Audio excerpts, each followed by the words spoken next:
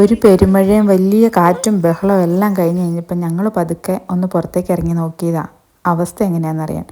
അന്നേരമാണ് ഫെലി പറയുന്നത് ഫെലിയുടെ കാണാതെ പോയൊരു പന്ത് താഴെ വെള്ളത്തിൽ കിടപ്പുണ്ടെന്ന്. പക്ഷേ പന്തൊന്നും കിട്ടിയില്ല, അതൊക്കെ ഒഴുകി പോയിട്ടുണ്ടാവും. കാരണം നല്ല ശക്തമായ മഴയത്ത് അത്യാവശ്യം നല്ല രീതിയിൽ വെള്ളമൊഴുക്കുണ്ട് അവിടെ.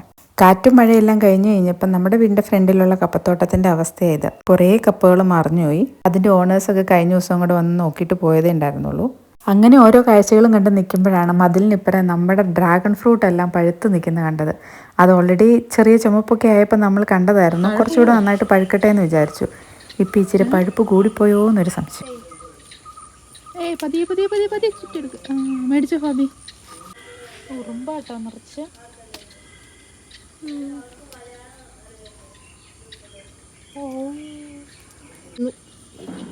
ഉറുമ്പല്ലേ, കിളിയല്ലല്ലോ. പിടിച്ചടാ. നോക്കിയേ, കൊറേ ഉറുമ്പ് താഴെ വീഴുന്നു. കളയത്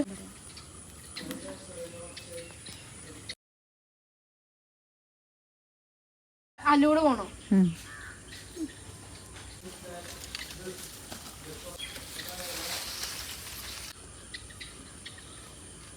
റംബൂട്ടാനും കൂടെ അങ്ങോട്ട് ഇട്ട്.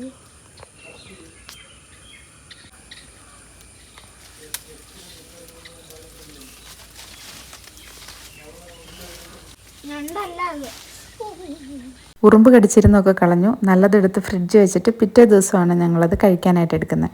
നല്ല ടേസ്റ്റാണ് കേട്ടോ. ഒരു വിഷമോ കാര്യങ്ങളോ ഒന്നുമില്ലാത്ത നല്ല അടിപൊളി സാധനം.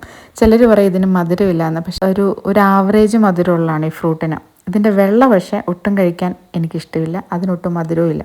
ഇവിടുത്തെ പിള്ളേർ വെള്ളം കൊടുത്താൽ തിരിഞ്ഞു നോക്കത്തില്ല, പക്ഷേ ഇത് ഇരുന്നങ്ങ് കഴിച്ചോളും, കുഴപ്പമില്ല.